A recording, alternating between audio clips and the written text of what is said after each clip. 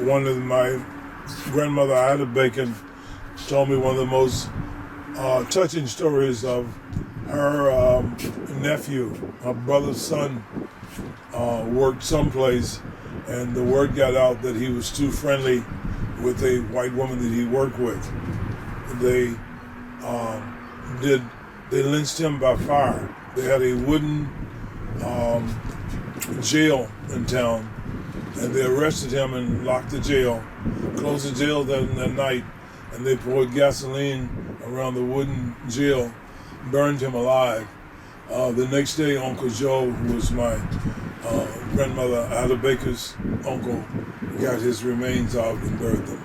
And there was absolutely no recourse for the law. It was permissible. Western Kentucky, where I was born and where my mother grew up, was also very racist. There were frequent lynches in the fields, and that was entertainment during the late 30s and 40s and early 50s. Kentucky lynchings were very, very common. Kentucky has a county, I forgot the name of the county, but at one time had the highest number of lynchings of any county in the country.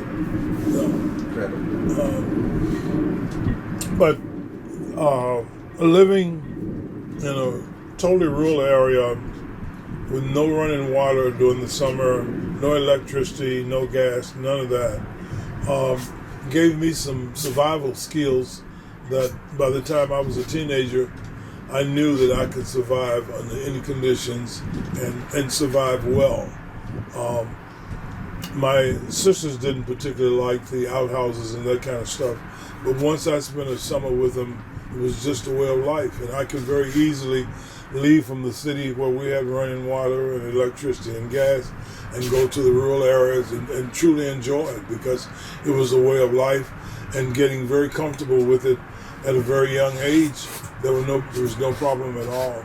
And living with my maternal grandmother most of the time, her house was kind of like the YMCA. With the open door policy, I got to meet all kinds of people. I got to meet cousins, and they claimed cousins all the way down to your 7th and 8th cousin. And so I got to meet cousins that were totally unrelated to me, friends of the family, and it was an extended community. It was a village that looked after kids and older adults, a very loving community, and a community that living in Gracie had a huge impact on my life. My paternal grandmother made a transition first around 1968, and my maternal grandmother, I think it was around 1978 or 79. Both of them lived, finally, both of them got electricity in the 60s. Neither of them never got running water or indoor toilet facilities. They used outdoor toilet facilities until the 90s and seemed to have no problem at all with it. My first shock as a kid going there, having been in the city, I went to the outhouse the first time and came back to my grandmother and says, "There's no toilet tissue in the outhouse." And she says, "Yes, there is."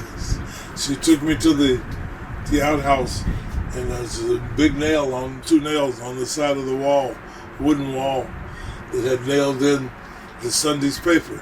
You simply yank your page off, you wrinkle it up and soften it up, and that's what you use for toilet tissue. So after her re-informed me, it became a joke at my house. Anytime my sisters or somebody said we had the toilet tissue, I would go get the newspaper and say, "We have plenty." That didn't go over too well. But living in those conditions truly taught you some survival skills that are good to this day. Sometimes people ask me, "Well, what'd you do when you had to go to the restroom at night?" Because critters and stuff were out. They solved that problem. They have what they call, today they call them bedpans. In those days they call them slop jars, and it had a top on it. So whatever you had to do, you did it on the slop job at night because you didn't want to go out in the dark. And the next morning you took it to the outhouse and dumped it out. It was truly a survival. Your job was, of course, to wash it and clean it after you dumped it out. And you did not have a water hose to do that either because there was no running water. But you soon got accustomed to it. It was simply a way of life. My Mama Ada also dipped snuff and chewed tobacco. And she had what you call a spittoon. A spittoon hers was a copper bucket like that as you chewed tobacco and had to spit, you spit in it. Frequently, my job was also, without a water hose or running water, to wash that out. So you became accustomed to cleaning up dirty stuff and not having running water, and it became a way of life. But those experiences for me were probably some of the richest experiences of my childhood life. Both of my grandparents were very religious people. My paternal grandmother was Methodist. My maternal grandmother was Baptist. They all made it their business never to miss church on Sunday.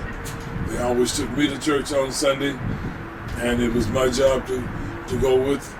They would rotate me. I went much more with my maternal grandmother than I did my paternal. The great thing of going with my paternal grandmother, whether or not I went one Sunday or 10, she always introduced me at the end of service as a guest, and that I was her wonderful grandson. So it always was a great time for attention from me, and occasionally I got to say something, my name or where I was from or something. But very, very rich days of knowing those two grandmothers and spending time with them and learning their way of life. And also, it really gives me a bar of how far the family has come from that generation to this generation now. When I look at how both grandparents struggled for survival, and I look at two generations from that and say, what a huge distance. That's amazing. Amazing distance.